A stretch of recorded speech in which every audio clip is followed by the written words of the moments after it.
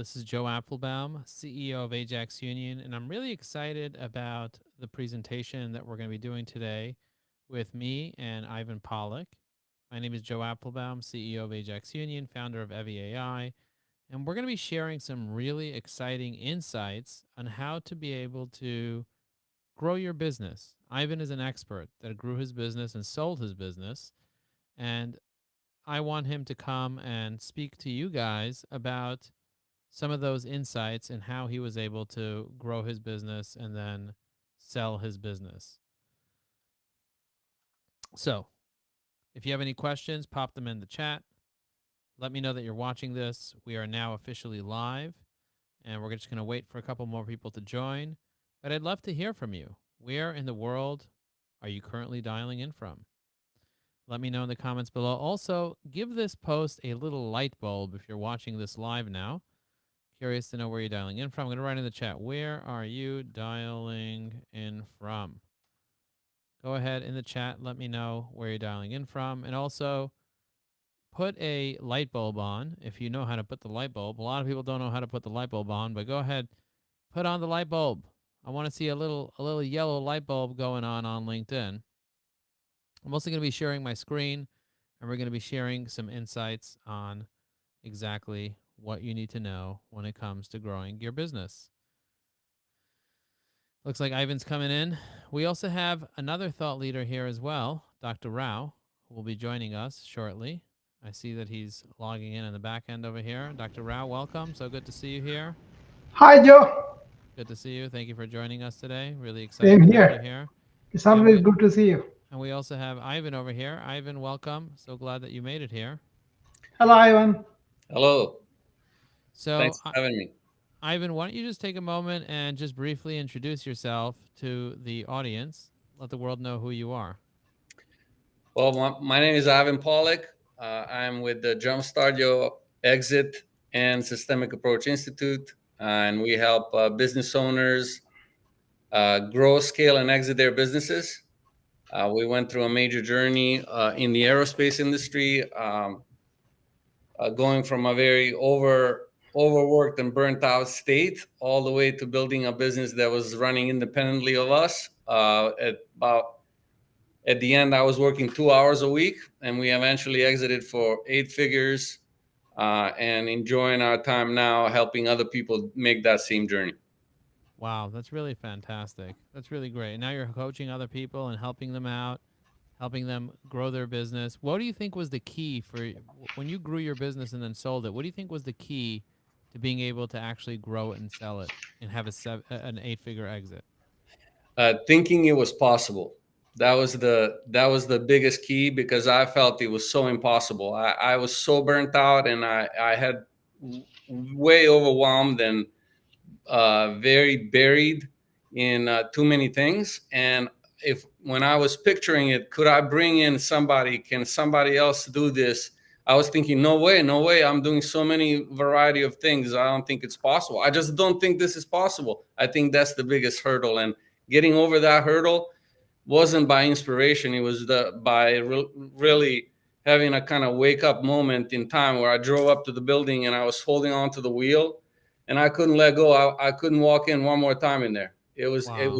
I was so spent. I was so done. I felt like if I keep pushing through this zone, I'm going to have a heart attack or a stroke. And I said, no more. I have to change the approach here. And that was the difference for me. And from that point on, once I decided to go in this direction, it wasn't easy, let me tell you, but it was possible. And that's why I'm sitting here as a possible case study. And also we're helping other people now do it. So it's possible. If you're out there and you're thinking, man, maybe this is going to work for other people, but not for me. Trust me, I was there in the trench, completely wasted, and it was possible for me. So it's definitely possible for you, wherever you find yourself. What do you see as the biggest challenge that business owners face right now when it comes to their business? I know that you're helping companies in the aerospace industry. I know you're helping companies in construction. Can you tell us the biggest challenges that people face in general? If you guys have questions for Ivan, put them in the chat. And also, for those of you that are watching now, feel free to repost this post. So this way your audience can see this as well. And we're going to ask Dr. Rao some questions as well. So hit the repost button, put the little light bulb, and leave your questions in the comments. What are the biggest hurdles that people have when it comes to growing their business? What are you seeing right now, Ivan? The biggest hurdle is, two things. There are a couple key lies that prevent people from moving forward and growing their business. One is that no one is gonna ever care as much as I do about my business. That is the first lie that people tell themselves, and it's a big hurdle. It's a kind of a constraint, a ceiling, because there's only so much you can do by yourself to grow your business. At a certain point, you become the bottleneck and the constraint to further growth. And if you have that mentality, you're probably going to limit your growth. And the second lie that people tell themselves is no one can do it as good as me, man. I'm the Michael Jordan of this operation, man. I crush things and I dominate and I'm the best. And so no one ever can come and tell me, give me advice or anything. I know best. And so those are the two biggest hurdles that I see that prevent. It's a kind of a self-limiting view and a bunch of lies that end up imprisoning business owners as opposed to providing the freedom that they set out on. They've started their business to make themselves free, and then they end up in the golden handcuffs of their own business. And that's a sad state of affairs, because only 20% of business owners ever end up exiting. 80% either pass on and lose their business, or they have to shut it down, or the business doesn't make it, goes bankrupt, or whatever it is. So, you want to be in the 20%, and you want to start preparing for that now. And there are ways to do it, and it is possible. Wow. It sounds like there are mindset issues. I know Dr. Rao is an expert at mindset and wellness and things like that. Dr. Rao, you want to weigh in on those two mindset issues? Hurdle number one, which is... Can you hear me okay? Yeah, we can hear you. Okay. Yeah, Ivan was bringing out how he almost was burnt out, and I wish I had met him at the time. I would have really turned him around on the resources that he had inside himself, that inner resilience. My point is, we can do business, but we don't have to be spent out for that. Enjoy the business, make contribution you want to make to the society, make money, whatever you want to make, but then spare yourself, protect yourself. That's what I do. I help people not to burn themselves out, because it's not the mindset, it's more like where you are stationed yourself in your own awareness. Then use the mind as a tool. That means every day you work and you rest your mind. That people don't do. They go from top gear to top gear. No, you get to calm down and get yourself together. And these are the skills we can learn. It's not like a written somewhere else, but then they are there for us to use. So I myself, I spend in the present all the time, Joe. I don't let my past come and dictate me or future dictate me. I do take the lessons from the past, but when I am executing something, I'm completely with it. That spares a lot of energy for me with unnecessary thoughts.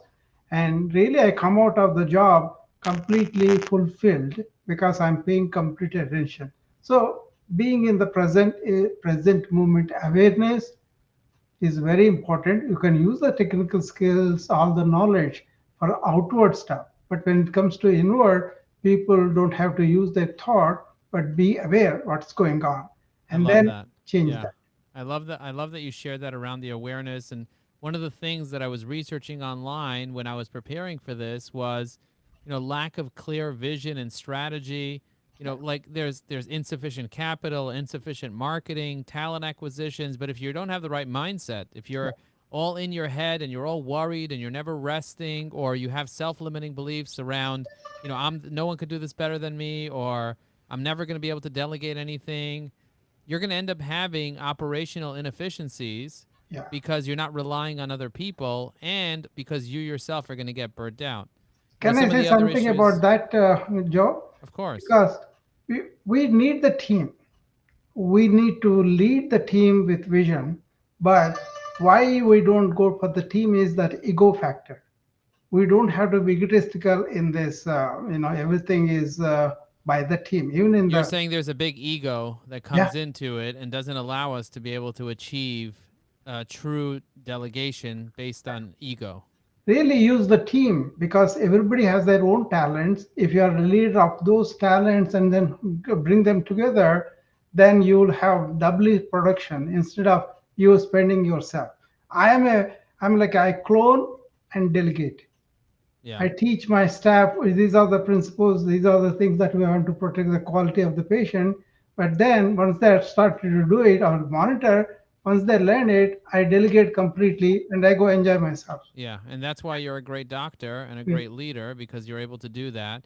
Can I ask a question to Ivan about the fear of change? Resistance to change or innovation can prevent businesses from adapting to market trends and opportunities, especially now with the world of AI. How do business owners that you coach, how do you get them to embrace change and to not have that fear of change and resistance to innovation? Change is the only constant. We live in an impermanent world. Somehow this has been wired this way. We don't have a choice. It's not, we cannot say, oh, well, I want to keep this thing the same.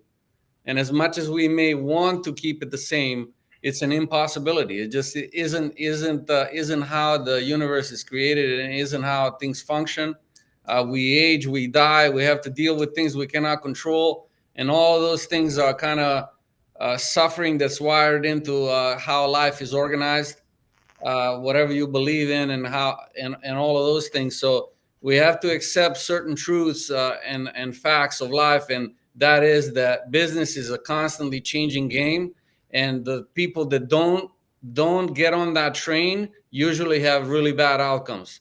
And we talk a lot, we discuss that, and sometimes that takes a little bit of resting into and breathing into, and accepting that and acknowledging that fact. That's where everything starts, with the acknowledgement of the truth and the reality. We have to deal with the reality. The reality is that the world is changing at a much faster rate today than ever, and the rate of change is actually increasing. So if your comfort level was this much change in the past, you need to rework your own perspective and your own inner world and position that you're taking uh, with the increase of change. And so it's not going to get any better, or it's not going to slow down. It's just going to increase in the speed.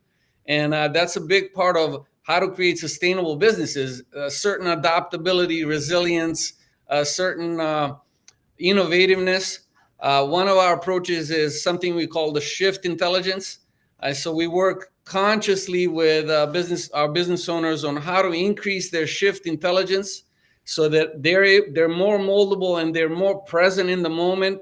In the moment is the only place where you have a choice. In the now is where you have a choice. In the past, no choice. In the future, you don't have a choice. But now is it when you have a choice. And making the correct choices depends on your point of view, and your point of view must be aligned with reality, which is change is only increasing. What am I going to do about it? Wow. I love Joe, I that. have to say something about the change.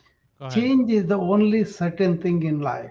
And this is connected with our wellness, our mental acumen, and also physical health too. If you are stagnant, body also goes down. 70% of it is water, and you don't want a stagnant water, you get the teeth. Like that, metabolically, you want to change all the time, right? That's called diurnal change. Every 12 hours, we change our metabolism a little bit. But if you don't have adoption to the change and go for the new things, mind also doesn't form the new cells. That's called neuroplasticity that we are studying now. You can change your cortex by adopting new things, especially something that you are not familiar with. I'm learning something like a coding, for example. My brain lights up and creates a new brain. So change is life. Actually, change is life. Adopt it and go with it. Very powerful. Change is life. Change is life. I love that. Change is so important. And if you're not changing, you're dying. If you're not growing, you're dying. So understanding how change works, not being afraid of change, really important. What do you think about competition? A lot of people are afraid of competition. They don't know how to work with competition. Me and you had a conversation about competition and how to leverage competition. And you told me you had a little bit of a breakthrough after our conversation. Do you want to share that conversation with the world and how you view competition and maybe how you view competition now after our conversation? Yeah, we talked about it yesterday about competition, and since your LinkedIn is your zone of genius. We spoke about how do we align with competition, and how do we work with our competition, and how do we leverage opportunities with our competitors. And I was saying that, I don't know that what's the utility, what's the value of connecting and building relationship with the competitors, because the likelihood of them referring us clients is very low. To which you proceeded to really educate me on the power of aligning with competitors in the LinkedIn space, and all the opportunities that are possible, whether certain alignments that we can have and support things that unlock possibilities that previously were not available separately. Also, in their network, they may have people who are uniquely suited for what exactly we do. So they may have narrow areas of focus where they could actually be helpful to our clients, and we have some certain niche qualities and capacities that they don't have, and we can partner on that, and we can support each other. And so we live in an abundant universe and an abundant world, and we can notice the abundance and collaborate in a much bigger fashion. Collaboration is always gonna outpace competition. And so, thank you, Joe, for providing that perspective yesterday. It's a very powerful perspective to have. A lot of people, they're afraid of competition. They're really not sure how to deal with competition. And I always say, if There is you're a afraid, if you're afraid of competition, you're not gonna be able to leverage the competition. yeah. One of the key things that I always say is learn from your competitors. Learn what they're up to. Learn what they're doing. See how you can R&D. Remember what R&D stands for? Most people Research think, and development. yeah, I'm gonna play along. yeah, research and development. Most people think it's research and development. I say it's rip off and duplicate. I heard yesterday that, Joe. It's great. It's great to connect with people, to learn from them, and to copy. Success leaves clues. You don't need to make sure that you do everything and know everything. Don't have such a great ego. Instead, if you find something that works, Yeah. leverage it, copy it. Don't try to come up with all the original ideas yourself. I think it was Warren Buffett that said, it's not the great ideas that make you successful. It's the ideas that are mediocre but have great execution that will make you successful. Uber wasn't the first car sharing app. Yeah. Facebook wasn't the first social media app. YouTube wasn't the first website that had videos on it. And Google was not the first search engine. So if you think about it from that perspective, you're like, oh, I need to be the first to the market. No, your ego needs to be the first to the market. You don't need to be the first. You need to have great execution. Evi AI, our Google Chrome extension that we have that works on LinkedIn, is not the only AI for LinkedIn that exists. There are competitors out there, but our competitors suck. They don't have personas. They don't have the ability to command LinkedIn to do something specifically. They don't have templates like we do. They don't have all the features that we have, and we keep adding new features every single week and making it better and better and better. So the key is don't worry so much about your competitors. Instead, learn from them, innovate, use them as allies, and eventually buy them out. That's the key. Eventually buy them out if you want their customers. Joe, You're I not, want to say something about the competition. There's a Buddhist saying, very famous saying, collaboration, not competition, leads to cooperation. Three C's: collaboration, competition, and cooperation, right? The collaboration happens when you are psychologically secure within yourself and you don't have problem learning from anybody, and to improve the overall team performance or the whatever the institution you have, you take it from everybody, and actually you will be able to spot talent very early and then leverage it for your success. 100%. 100%. If you're able to leverage for your success, that's going to be really, really key. And the question is, is your ego allowing you to be able to leverage that, or is your ego stopping you from allowing to leverage it? Ivan, how do you see ego playing a role in a business owner's life? Well, usually there's an inflection point. A certain amount of we all have egos, so we cannot exclude them. They're a part of the journey. And one metaphor that I find useful, in the car of your life, you don't want the ego driving the car. You want something more deeper, something more important, something, a mission or a core value that is very important to you. Asking yourself what's most important for me in my life is different for other people. It's for some people it's family, for some people it's contribution. What would be worth dedicating yourself to, and have that drive the car of your life, and then have ego be there in support in terms of navigation and planning and execution and all these things, really smart things. Egos are built to protect us. Egos are built to stabilize us. Egos are built to control the uncontrollable world we live in. So it's a quite useful capacity, but it cannot be the main driving focus, and it cannot be an end to itself. So it needs to be in a kind of supporting role. That's my view on it.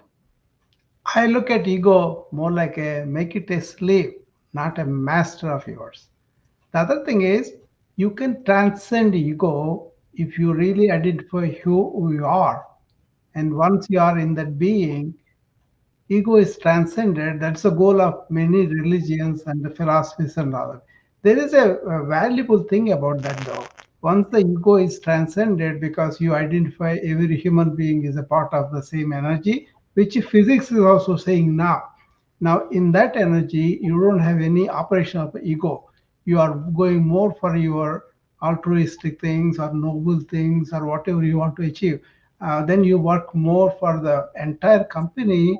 The company people will take to you because they see you as a leader, because you don't have any psychological ego that you want to dominate them, rather be service of them. That is what I call service leadership, servant leadership. Once you have servant leadership, then you get the affection and all the love from the employees, and they work better for you because you are caring for them, for their needs first. So you can transcend ego, not just eliminate it, but understand and go beyond it and stay in that beautiful energy that you have, that will drive you to achieve what you want to achieve. So I have a question for you, Dr. Rao. What Yeah. questions do you have Ivan? Now that you know what Ivan's about and what he does, what are you curious to know from Ivan? Yeah, Ivan, what is that you are trying to do with your institution? Is that to make some profit, or is that providing some societal need, or something like a bigger cause, like a how to protect the planet, how to prevent the wars? I worry about all those bigger things. What do you do with those things? You're a successful leader, so Yeah. So our mission is to free as many people as possible from the limitation and constraints that they put themselves under. Our goal is to have everyone overflow with their natural goodness, what they have inside. We are all meant to make some kind of a contribution, and we get stuck in life during our developmental stages. We get stuck in systems, points of view. We get stuck in different institutions and careers, and we get stuck a lot in different structures that are man-made. And my goal and my mission and our mission with our work is to free people up to do what they're meant to do, and to enjoy life the way they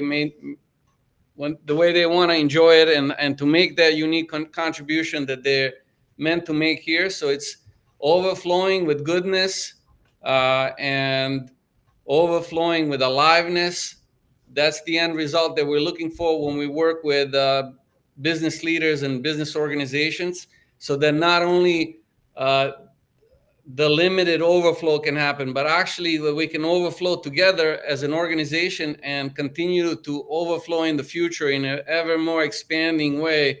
So organizing things in a way that have lasting contribution beyond the founder's lifetime. That's what we focus on.